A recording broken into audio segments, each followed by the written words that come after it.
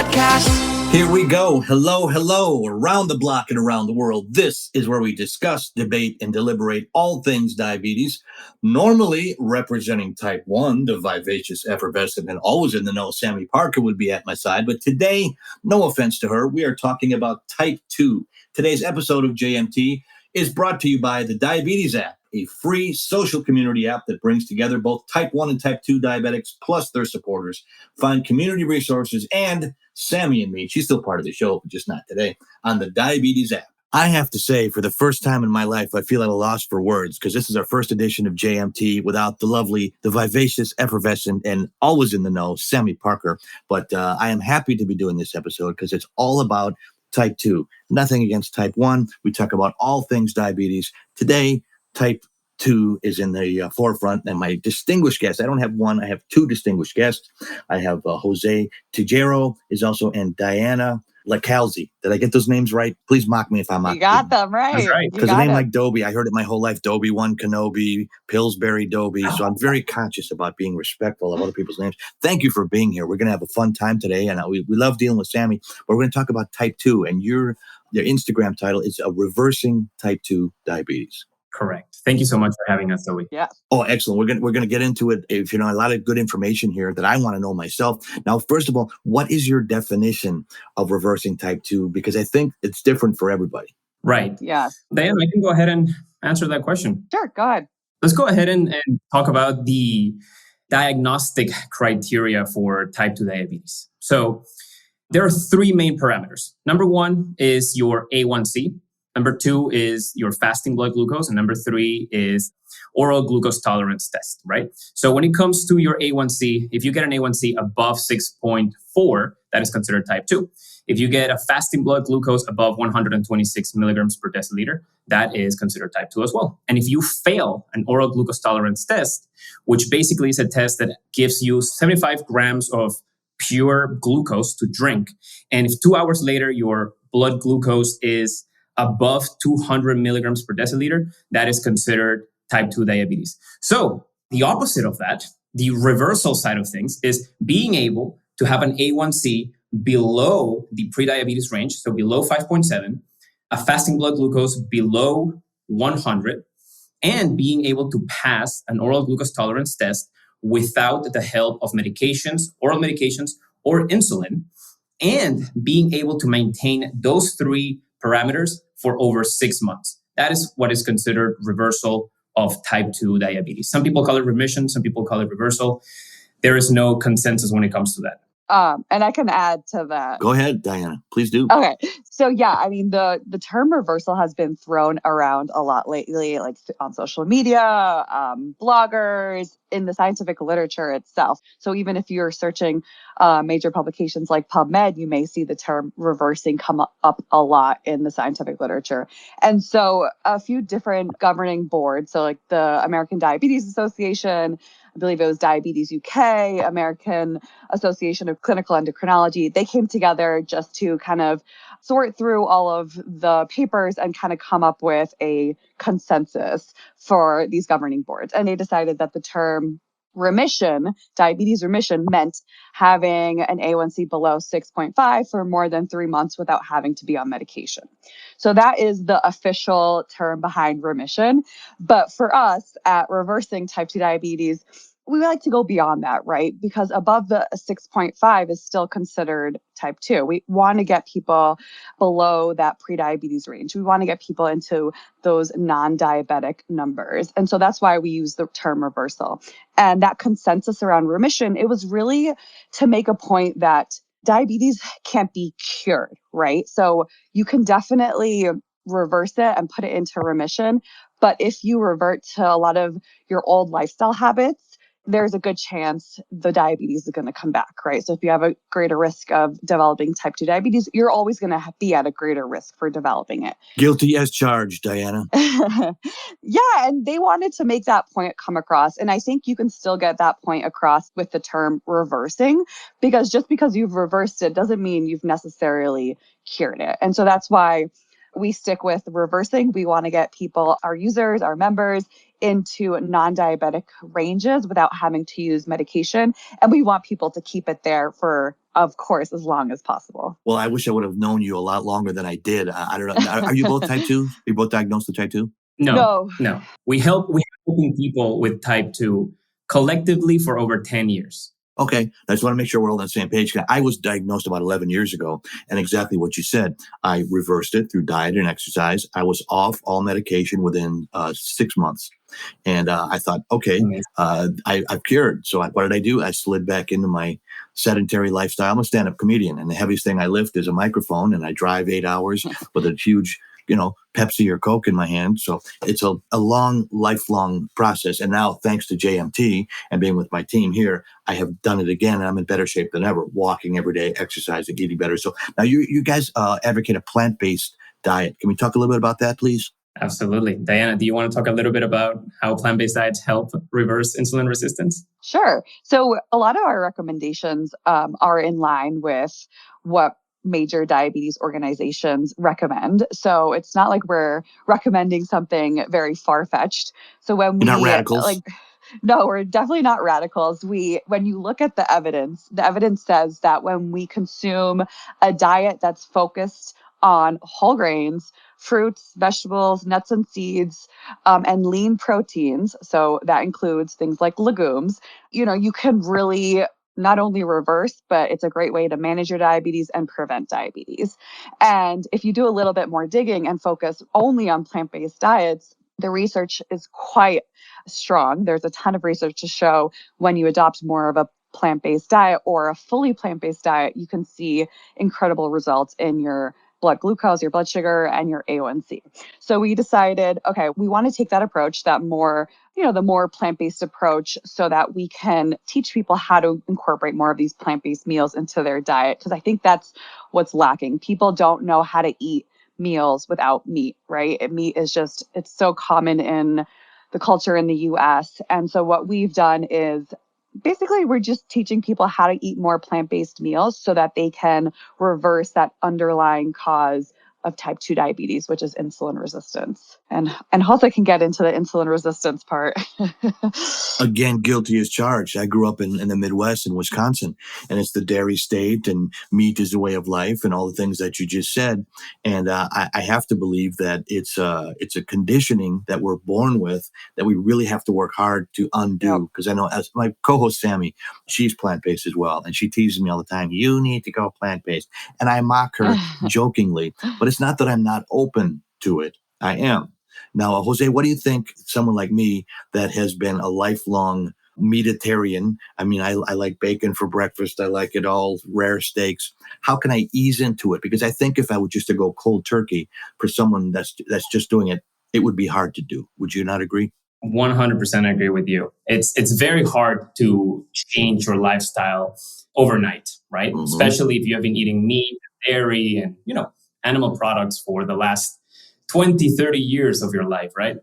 So we do recommend a slow and steady approach to your diet change. And we also recommend that you understand the reason why you are making this lifestyle change, right? If you don't know why a plant-based diet is helping you, then why do it, right? Sure, I can coach you for like a month or 2 months, and then what happens after those 2 months? You're just going to revert back to your old eating habits because in the first place, you didn't know why you were doing this lifestyle change towards a more plant-based diet.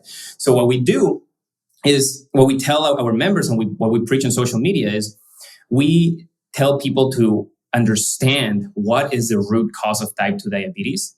And by understanding the cause, then you can go ahead and attack the root problem, right? So like Diana said, the root problem behind type 2 diabetes is insulin resistance. So I know I'm 100% sure that everybody in your audience knows what insulin is, so I'm not going to get into it. But insulin resistance is the inability of your body cells to respond to this key hormone, which is insulin, that opens up the door of the cell so glucose can go in, right? Mm-hmm. So if the cell is not recognizing insulin, the cell never opens, glucose never goes in, and glucose stays circulating your bloodstream. And that is a reason when you prick your finger to check your blood glucose, your blood glucose is high. So what is going on at the level of the cell that is leading to this insulin resistance? Well, research over the last 20, 30 years is pointing out towards an accumulation of fatty deposits inside of your cell that is basically rendering your cell blind to insulin. Okay. And this tiny accumulations, just to get a little more scientific, they're called intramyocellular lipids. Okay. These are the fat deposits that are making you insulin resistant. And this deposit of fatty acids happens due to a high consumption of processed carbohydrates and high consumption of animal products. Okay. It's not either or, it's the excess of both that leads to this accumulation of tiny fat deposits at a cellular level. So, like you mentioned, Dobie, people that are following a diet that is very high in animal products, they're not just eating bacon and eggs for breakfast. You are having a biscuit, maybe you're having a cinnamon roll, maybe you're having sugar in your coffee and so on, right? And it's a combination of this processed carbohydrates with the animal fats that is leading to the buildup of these fatty acids that then make your cell resistant to insulin. And like Diana talked about a plant-based diet is the complete opposite. It's a diet that is low in saturated fats. It's a diet that is void of all processed carbohydrates. And it's a diet that is low in calorie density. So there's no way for you to eat excess calories on a plant-based diet. And that is the reason why this approach really works to reverse the problem at its root. You're following a diet that is the complete opposite of what causes insulin resistance. So this is just my little background to tell you this is the reason why you should be doing it. And then, of course, there needs to be a slow and steady progression towards eating a more plant-based lifestyle. First, change your breakfast, then change your lunch, then change your dinner, and do it over the span of a month, 2 months, however long it takes you. The slower the progression is towards a plant-based diet, the higher the chances that you will stick with it for the rest of your life. Hey, Dobie, you look like you're about to drop after your walk. Are you okay? Yeah, I'm good, Sami. Just always feeling so overly tired and dehydrated every day. Well, then you got to try hydrogen water. It's water with increased levels of hydrogen molecules, which helps keep you hydrated and has numerous antioxidant benefits. Hydrogen water? I've been hearing a lot about the many health benefits of hydrogen water, and I've been meaning to check it out. I like to take it with me whenever I go to the gym. I think I'll start to take it on my daily walks. I mean, why drink regular water when you can drink water with all the top health benefits? Boost your strength and energy. Try hydrogen water today. Order now at hydrogenwaterhpl.com.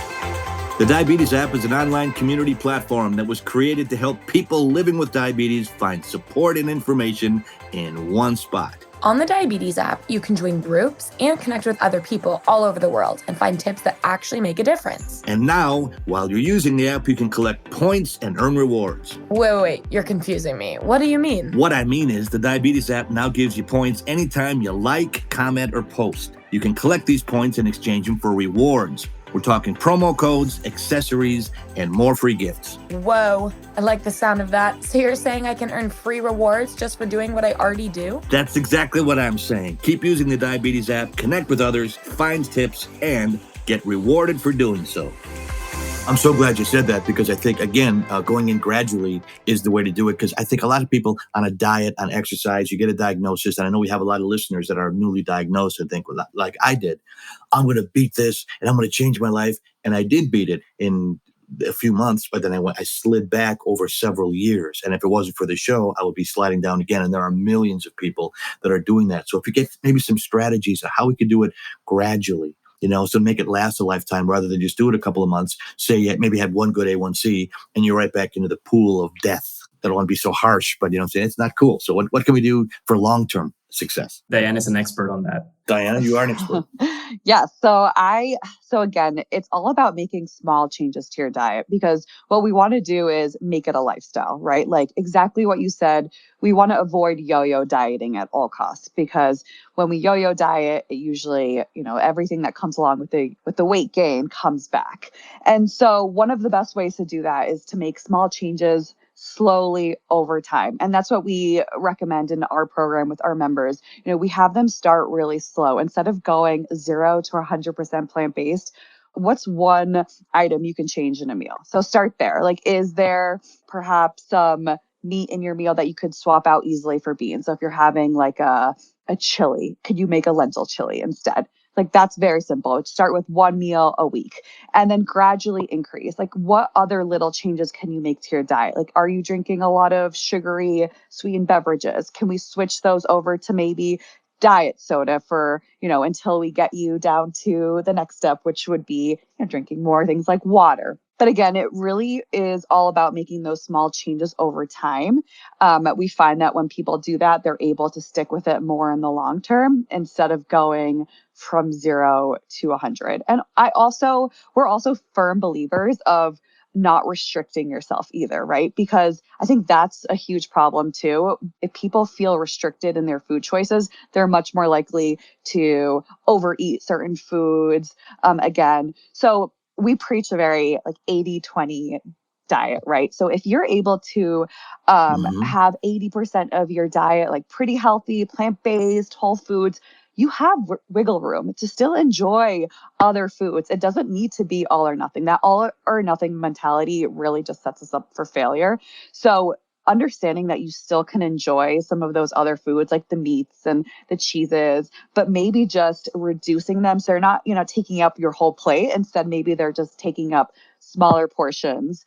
Having that balance also is a really great way to instill more lifestyle changes. Here's a question. I know there have been books written on it. And again, sometimes you don't know what to believe. And I'll ask your opinion on it. Does your blood type itself have an effect on what you should be eating? There's books about your blood type diet. And sometimes you can read too much and it's like, well, I read all this stuff. I can't eat anything. So that is a very good question, Dobie. So many books out there or nowadays documentaries. But at the end of the day, you always have to go back to what the science says in published peer-reviewed papers that are, hopefully you will find a randomized controlled trial telling you something about blood type having an effect on your type 2 diabetes. To my knowledge, there's no randomized controlled trials that will tell you that your blood type has a direct effect on the development of insulin resistance and the diet that you eat. Do you know anything about that, Diana? Yeah, there is no evidence to support that your blood type has any influence on the development of diabetes, type 2 diabetes. Well, I think, sometimes people come up with an angle that they think, well, I can sell some books and I could throw this all out there.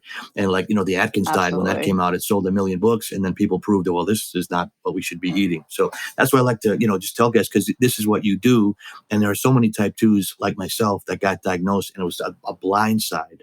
And I didn't see it coming and it was very frightening. So are there any tips that you could offer somebody that's a newly diagnosed type 2 like I was, it just doesn't know anything, like something that just we can start out that works for everyone? Yeah, absolutely. The number one thing that anybody that is newly diagnosed should be doing is focusing on more whole foods. As simple as that.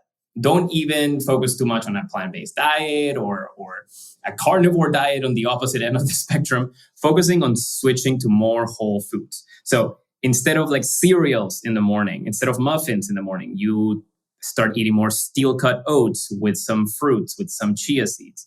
The same for lunch. Instead of eating some kind of like burrito for lunch, you can focus on more of like a brown rice with a side of lentils and put some animal protein in there if you like, that's fine. But just focus on more whole foods and start removing the processed carbohydrates from your diet. And another big thing that you can do as a newly diagnosed is move your body more. The more that you move your body, the more insulin sensitive that your muscles become.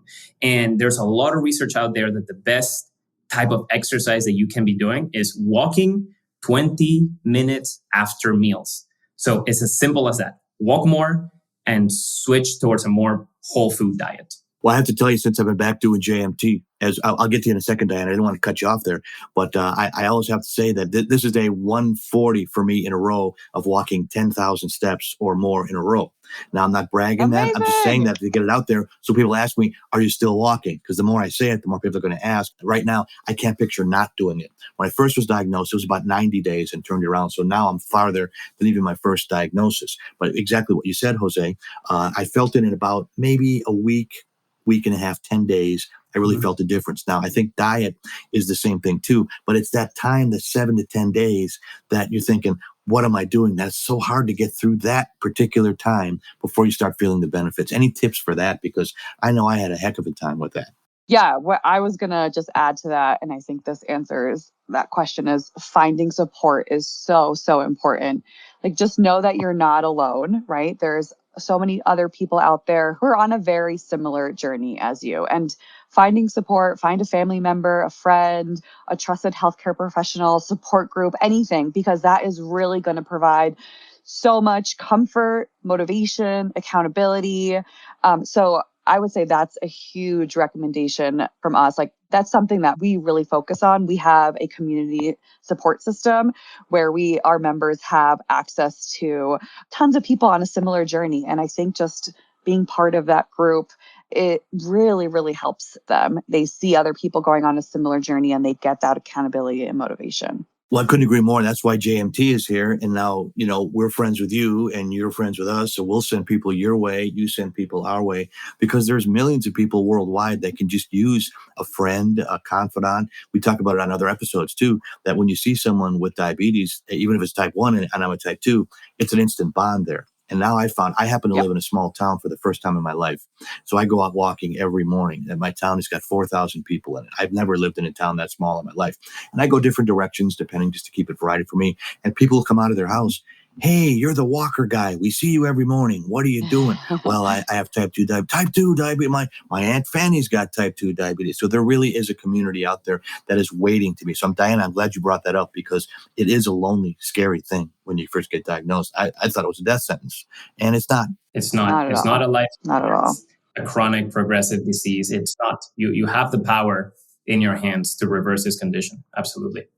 Now, here's a question. You guys are into the diet things. Are there things, because like a secret food that might be off the radar of people? It's so easy to drive through the fast food window. And you mentioned the word arugula. That's just a funny word. Quinoa. That's a funny word. Are there some secret foods that either Jose or Diana that you guys eat that maybe, again, you turn somebody on and it's like, oh, I like to try that. That's plant-based, really good for you. I'm experimenting with new things. Like Jose, you mentioned chia seeds. I've been experimenting with that lately, and I found that I really like them. They're good. And I put them in my oatmeal in the morning. And I didn't even know they existed before living the quote-unquote North American diet. Burger King doesn't serve chia seeds. I don't know what they are. So what do you guys know from your secret stash that you could share with us?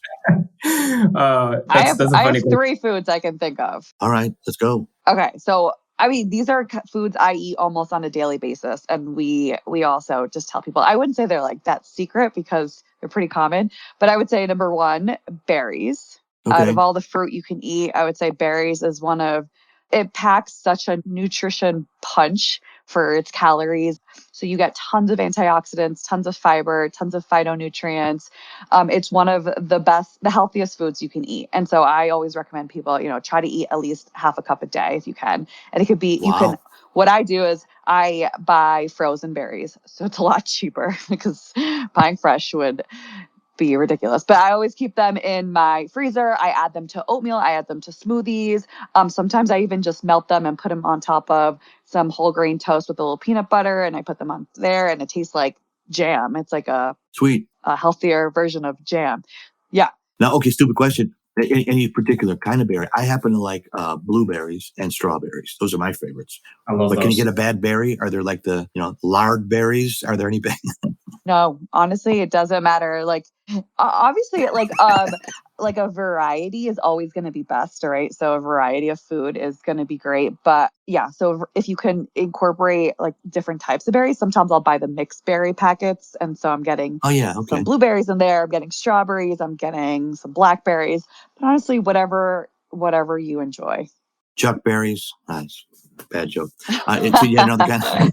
You had another besides berries. You had 2 other foods, 3. Yeah, well, also if you have any, you could go. But I was just going to say leafy greens. Like, most Americans don't eat enough leafy greens. And leafy greens is like, that would include things like arugula, spinach, kale, those dark leafy greens. They're just full of great nutrients. And if we can consume more of them, it's only going to improve our health. And then the last food is legumes. So that includes beans, lentils, edamame, soy, tofu, which a lot of people in the diabetes community often associates beans, legumes as being bad for you because they have carbohydrates. But they are Yep.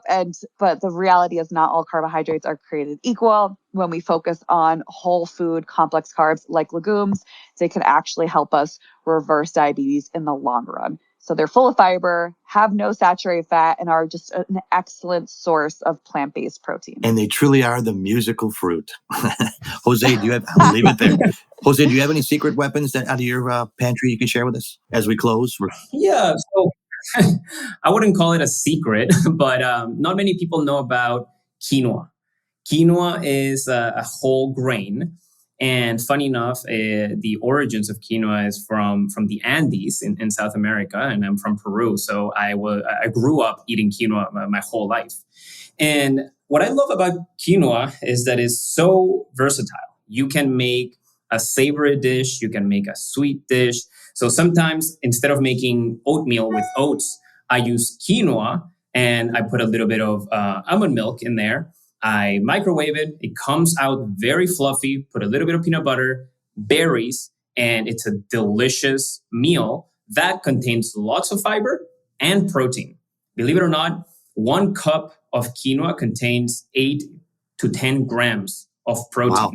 So what's the best way to start your day than with a whole complex grain that contains protein, is delicious. You can make it savory, you can make it sweet. So that's it. Quinoa is my secret weapon. And it's a good Scrabble word, too. That Q, you get 100 points. Guys, It's a good Scrabble word. we're at the end of the time. I missed Sami, but I love talking to you guys. Thank you so much. Now, if we want to get a hold of you, you are Reversing T2 at Instagram. Is that correct? Reversing T2D. So that stands for type 2 diabetes. Okay, so see, that's why I asked it, because I didn't. Reversing T2D on Instagram, and we're reversing type 2 diabetes on TikTok. We have a big platform on TikTok. And then we have a great blog too, reversingt2d.com/blog, where we post almost weekly or every 2 weeks about so many different topics within type 2 diabetes. Well, I'll be a new and an avid reader because I love talking to you guys. I think. Now we have a question in the pod, which we'd like to ask people.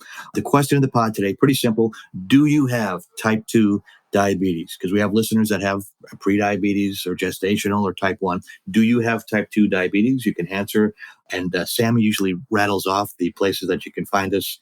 Elizabeth, Queen Bee, I'm going to need some help with that one. But we're gonna end it all right now. Again, Diana, Jose, thank you guys for being here. You were a fantastic guest, and hopefully we'll have you back again. Thank you so much, Dobie. It was a pleasure, and hope to be back soon. It was a pleasure. I'm going to have some quinoa and berries in both of your honors. Thank There you go. for having us. There you go. So thanks to everybody for listening. Please reach out, listen to our former episodes. Thanks to Zach and Elizabeth, our behind-the-scenes pod squad, who are also great. And in Sami's place, I'm going to put the sugar-free cherry on the Healthy Sunday one more time. C'est la vie, baby. This is the Just My Type podcast.